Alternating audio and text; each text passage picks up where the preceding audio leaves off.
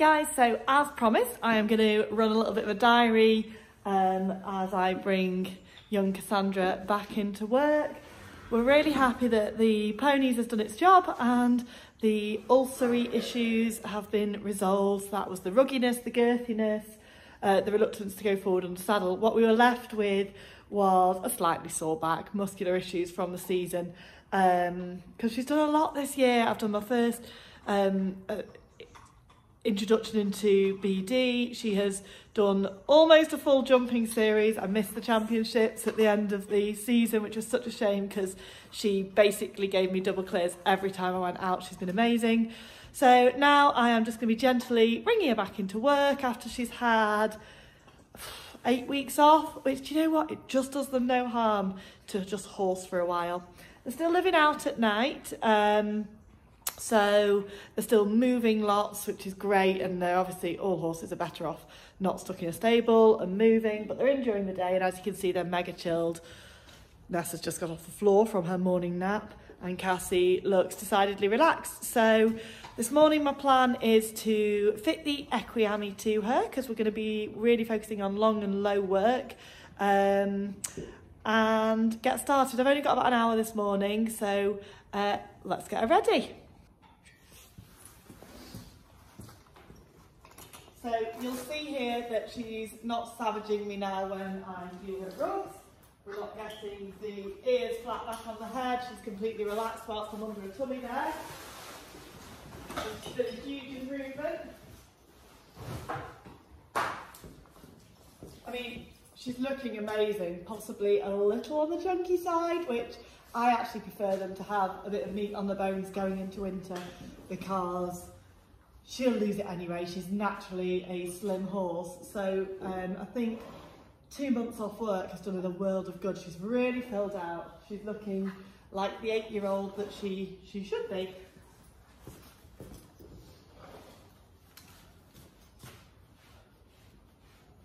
The skin sensitivity has all subsided again since I've been on the ponies. So I don't know if that was the gut balancer I put her on or the ponies, but at one point she was really hypersensitive just to being groomed like this. I'm actually using a rubber curry comb, which there's been times where I wouldn't dare use a rubber curry comb on her because she's so fine skinned. I mean, she's the epitome of chestnut mare. She's oversensitive about everything. They say horses are incredibly stoic. Not this one. You know, she'd be on the floor crying if she stubbed a toe. So I know when she's uncomfortable or when she's in pain, because she tells me very quickly. She does not let me get away with anything, which is why I am going to spend the next 2 weeks bringing her back into work. I mean, over the last 8 weeks, I have stuck a saddle on her and hacked up and down the lane 3 times. And, you know, she's not a dangerous animal. I can just throw a saddle on and get on her. But my point now is to really work that core muscle. Good girl, nice core line there. I'll have a few on the yard for the second time. Really, really develop those back muscles so they're ready for me to get back on her properly and ask her to start work again. Because, you know, at the end of the day, we sometimes forget that we expect a lot from these horses. They're athletes. And they need to be treated as such. They need the physio, they need the stretches and the Pilates, just like any athlete, any regular athlete would.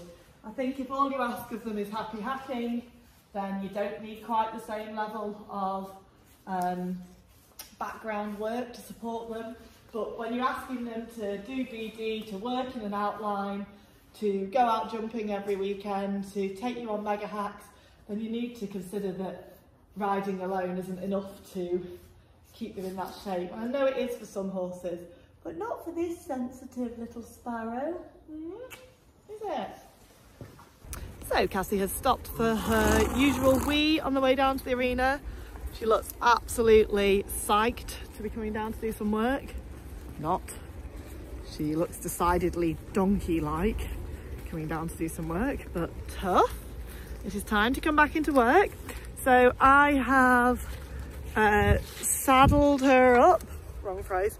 I've basically put her in a surcingle with the saddle pad underneath, mainly to keep my circling clean if I'm honest, but just to get back into the habit of having straps tied around her. I've just shoved her in her Micklin bridle this morning with a head collar over the top. I'm going to start things slowly, so we're going to start with a little bit of lunge work and a little bit of raised pole work to kickstart us, and I plan to do about 20 minutes on the arena. So first up, we're going to warm up her muscles with a little bit of work on the lunge and see how she goes on.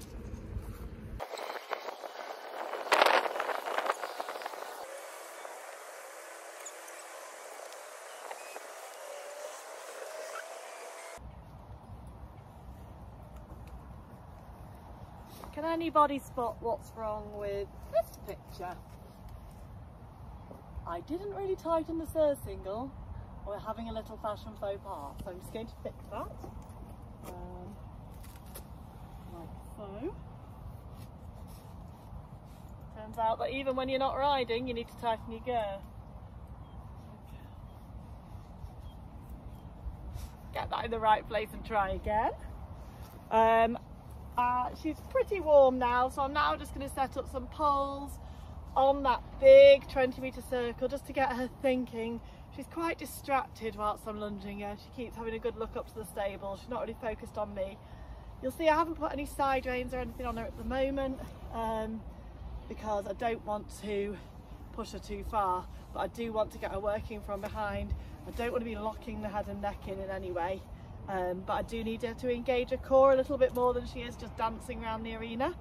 So the pole work, my plan is, will help with that engagement. So I'm going to pop some poles out now.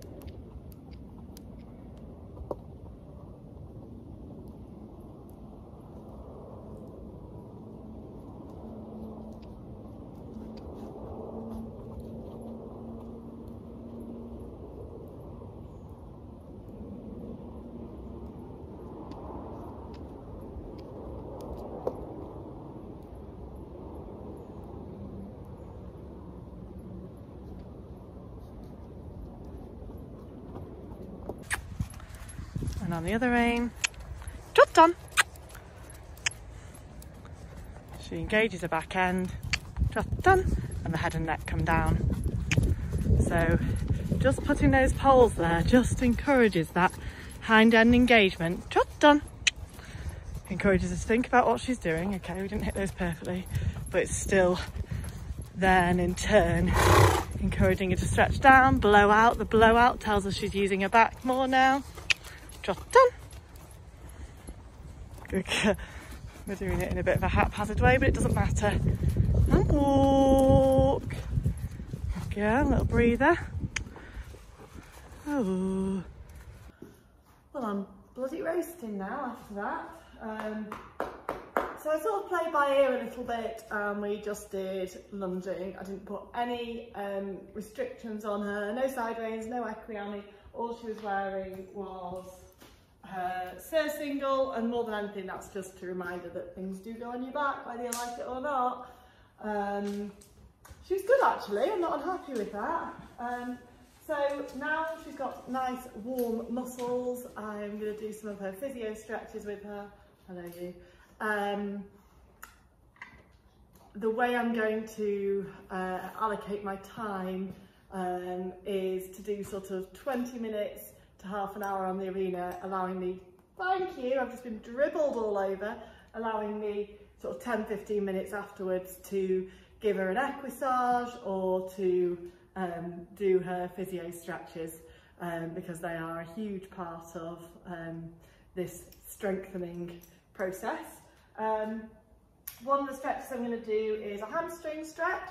I use a rope, not only as a bit of an added safety thing, but to save my back, quite frankly. So I'm just going to demonstrate to you now what I do with that. So I'm going to whip her surcingle off. You can see she's so much less girthy than she was before. She wasn't unhappy with me taking that off then or cinching the straps at all. So, to do these hamstring stretches, I use a lead rope. I'm just going to change the camera angle a second. So, sorry guys, that camera angle isn't great, but I use a selection of Sudocrem tubs, mugs, horse buckets and brushes to prop my phone up with. So, to do this stretch, which is going to stretch it all through here, I'm going to take my lead rope, flip it around quite high up and nestle it just behind her fetlock, which you'll see when she lifts. And I'm just going to ask her to lift. Good girl. And then with a little bit of a wiggling action, this is her least favourite leg, I'm just going to draw that leg forward. Doing it, you can do it with your arms, that's how most people do it, but by doing it this way, I know, by doing it this way, because Cassie can be a little like this, thank you, I'm less like, good girl, I'm less likely to get kicked, and it also doesn't do my backing quite the same. So I just sort of brace against her and try and draw that leg forwards, but I'm not pulling it out, I'm just pulling it forwards. Good girl. It should come a lot further forward than this, but because I've not done these for a little while, I'm happy with that. So I'm just going to hold it for 1, 2, 3, 4, 5, 6, 7, 8, 9, 10, and relax. Good girl. Give her a moment. She doesn't really mind that round her fetlock, so I can just leave it there. So I'm going to do basically 3 reps of 10, but I only count the 10 when she's just holding it steady and calm, and hopefully each time drawing the leg a little bit closer towards me. Good girl, this one. Good girl. There we go. 1, 2, 3, 4, 5, 6, 7, 8, 9, 10. Good girl. Good girl. And obviously I'll be repeating the same thing on the other side, so just give her a moment. Like anything, you just have to work up slowly with these exercises. So I made a decision whilst I was on the arena today that I'm not going to bring in the raised poles at trot until next week. So she won't be working tomorrow because I am. And on Thursday I'm going to repeat the same exercise, so no restraints, no side reins, no equiami, just some poles on the ground, working in walk and trot on the lunge over those, and then some in-hand walking raised poles, but just at a walk, and they won't be very high. So just really gradually working it up. This one. Okay. So I'm just going to try and ask for a bit more there. Good girl. 1, 2, let it go, let it go, let it go. Good girl. Sometimes having a little bit of a wiggle on the rope helps. Good girl. Come on. 1, no, no. 1, 2, 3, 4, 5, 6, 7, 8, 9, 10. Good girl. Good girl. Right, same thing on the other side. Obviously, as you can see, mine are really used to having ropes dangled around their legs. That's something we do a lot of desensitizing work with. So stand square. Good girl. This one's usually easier. Good girl. 1, 2, 3, 4, 5, 6, good girl, 7, 8, 9, 10. Relax it down for a second. I quite like to stroke that muscle when she relaxes it down just to reward her. Good girl. I mean, she feels really quite muscly in the 2 months she's had off. She's not really deteriorated from a muscle perspective, but like I say, mine are out most of the time, so they're always moving. And this one? Come on. Come on. 1, 2, 3, 4, 5, 6, 7, 8, 9, 10. Good girl.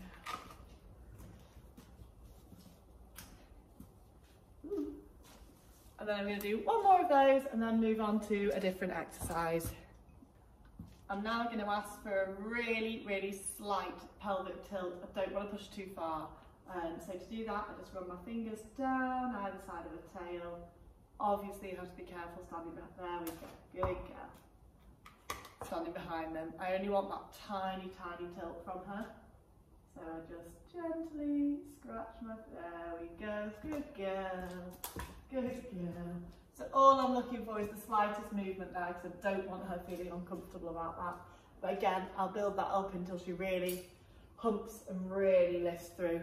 I'm also just going to try a belly lift with her. This is something notoriously she does not enjoy, but it'd be great if she could learn just to flex and tighten that core a little bit more. So again, just run my fingers underneath her and do a little scratchy under her tummy, which should encourage her.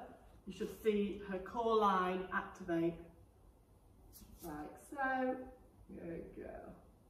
There we go. She doesn't like it, hence the leg. Well done.